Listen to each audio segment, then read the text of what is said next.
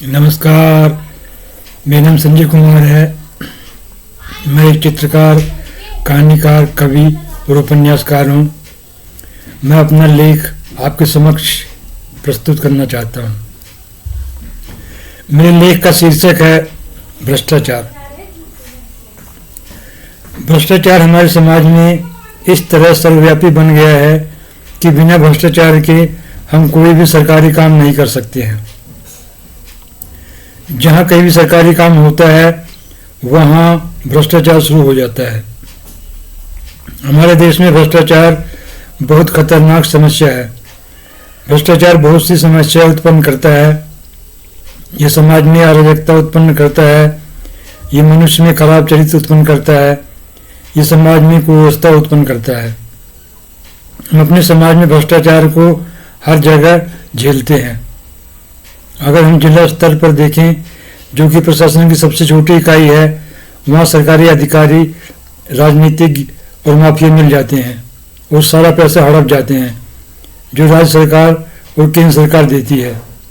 इस तरह भ्रष्टाचार शुरू होता है, काम करता है और केंद्र सरकार की तरफ जाता है, राज्य सरकार में से होकर। भ्रष्टाचार के 3 स्तर हैं। पहला जिला स्तर पर, दूसरा राज्य स्तर पर, तीसरा केंद्र स्तर पर। जिला स्तर पर प्रधान, बीडीओ, सांसद, एसपी, डीएम, ज्यादातर सरकारी अधिकारी, राजनीतिक नेता और माफिया भ्रष्टाचार में लिप्त रहते हैं। ज्यादातर विकास कार्य जो राज्य सरकारें और केंद्र सरकार करती है, भ्रष्टाचार के कारण असफल हो चुके हैं। कृषि, रोजगार, उद्योग, शिक्षा, जनता की सुरक्षा आदि की बहुत सी योजनाएं हैं, पर ज्यादातर योजनाएं भ्रष्टाचार की वजह से असफल हो चुकी हैं। इस तरह हम देख सकते हैं कि जिला स्तर पर एक बहुत ही शक्तिशाली भ्रष्टाचार का तंत्र है। ये परम शक्तिशाली भ्रष्टाचार का तंत्र किसी तरह का वास्तविक विकास नहीं होने देता है। जिला स्तर पर हमारी राजनीतिक और प्रशासनिक व्यवस्था का पूर्ण रूप से प्राधिकरण हो चुका है।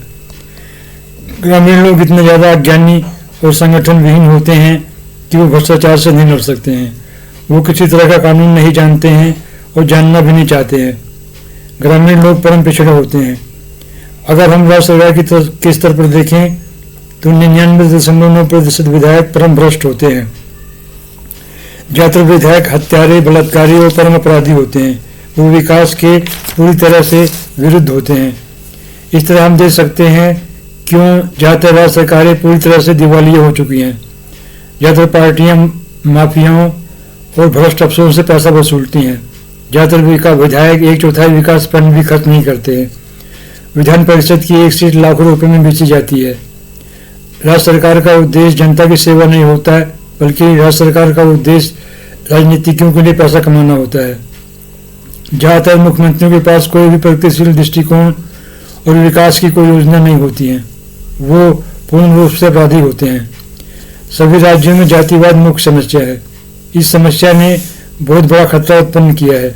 इस तरह से हम देख सकते हैं कि ज्यादातर राज्य सरकारें विकास विरोधी, समाज विरोधी और मनुष्य विरोधी होती हैं। ज्यादातर राजनीतिकों की रुचि सरकारी ठेके में, पेट्रोल पंप में और भ्रष्टाचार के अवसर खोजने में होती है। ग्रामीण लोग इतने अज्ञानी होते हैं कि वो उन्हें भगवान समझते हैं। जब कोई विधायक मंत्री बनता है तो वह ज्यादातर सरकारी ठेके बेईमानी से अपने चमचों और रिश्तेदारों को देता है। ज्यादातर राजनीतिक सोचते हैं कि उन्हें भगवान की तरह से देखा जाए और वो सोचते हैं कि वो शासन करने के लिए ही पैदा हुए हैं। सभी भ्रष्ट नेता अपना भ्रष्ट पैसा ट्रस्ट में लगाकर, स्विस बैंक में जमा कर और विदेशों में जमीन खरीद कर छुपाते हैं। यह है ज्यादातर राज्य सरकारों की स्थिति है। ज्यादातर स्थिति में यदि कुछ प्रगतिशील लोग जनता के लिए कुछ विकास कार्य करते हैं तब भ्रष्ट राजनीतिक माफिया और भ्रष्ट अफसर उन्हें तुरंत मार देते हैं।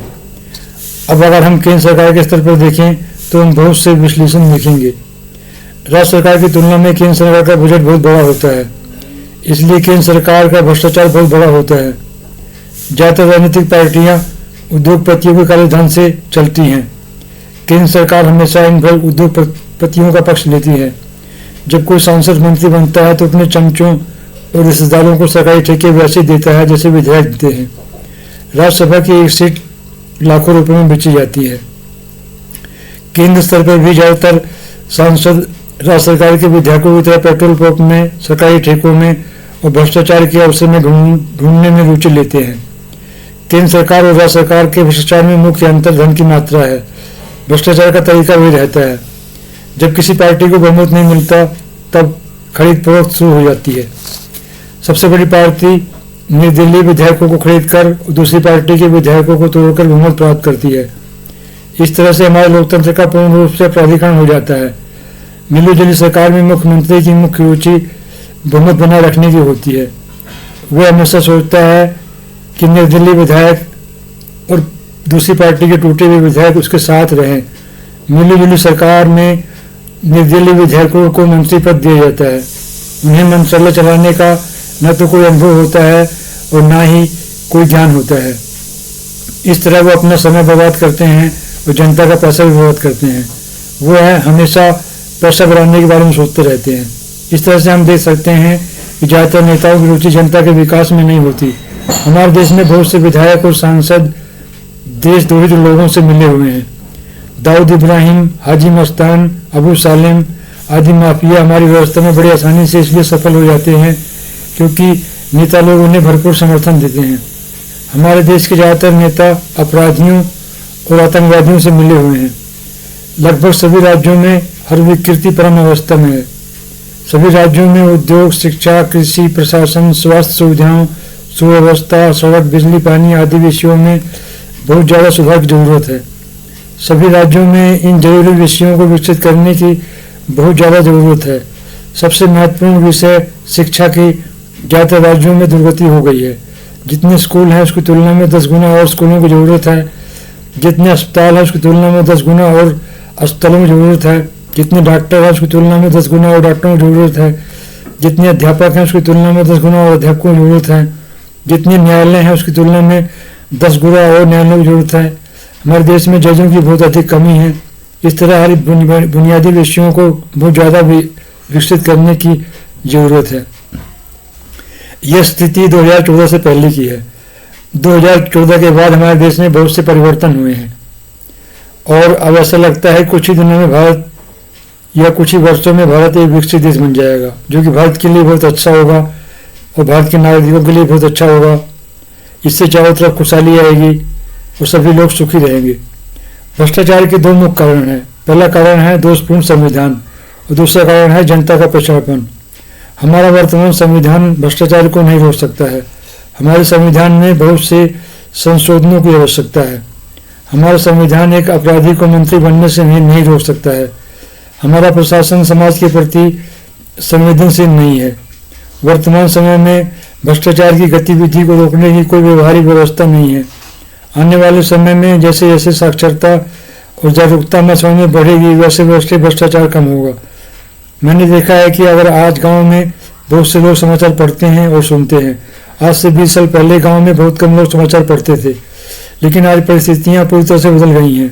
अब अनपढ़ व्यक्ति भी समाचार पत्र पढ़ता है या सुनता है। प्रिंट मीडिया और इलेक्ट्रॉनिक मीडिया का बहुत तेजी से विस्तार हो रहा है और शिक्षा का भी बहुत तेजी से विस्तार हो रहा है। इस कारण लोगों की जागरूकता बहुत तेजी से बढ़ गई है। कुछ ही दिनों में जनता की जागरूकता इतनी ज़्यादा बढ़ जाएगी कि भ्रष्टाचार और अपराधीकरण बहुत हद तक नियंत्रित हो जाएगा।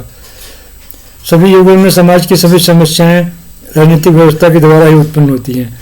वर्तमान समय में भी ये सत्य है। वर्तमान समय में भूतकाल की सरकारों के पास की तुलना में भारत के लोगों के पास सरकार को नियंत्रित करने की बहुत सी शक्तियां हैं।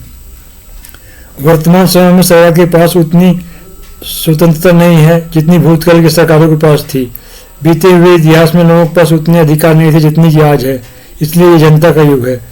सूचना के अधिकार में थोड़ा बहुत भ्रष्टाचार कम हुआ है। सूचना के अधिकार की वजह से थोड़ा बहुत भ्रष्टाचार कम हुआ है, पर सरकार सूचना के अधिकार को ढंग से प्रचारित और प्रसारित नहीं कर रही है। अभी भी गाँवों में बहुत से लोग सूचना के अधिकार को जानते तक नहीं है। स्टिंग ऑपरेशनों से भ्रष्टाचारियों को के दिल में थोड़ा सा डर पैदा हुआ है, पर सरकार अब प्रिंट स्टिंग ऑपरेशनों को लगाने की कोशिश कर रही है, पर सरकार स्टिंग ऑपरेशनों को रोक नहीं पाएगी। ज़्यादातर स्टिंग ऑपरेशनों से भ्रष्टाचार को बेनकाब करने में बहुत ही सफलता मिली है। मेरे वीडियो को देखने के लिए आपका बहुत बहुत धन्यवाद। आप मेरे वीडियो और चैनल को सब्सक्राइब कर लें और आपका बहुत बहुत धन्यवाद। नमस्कार।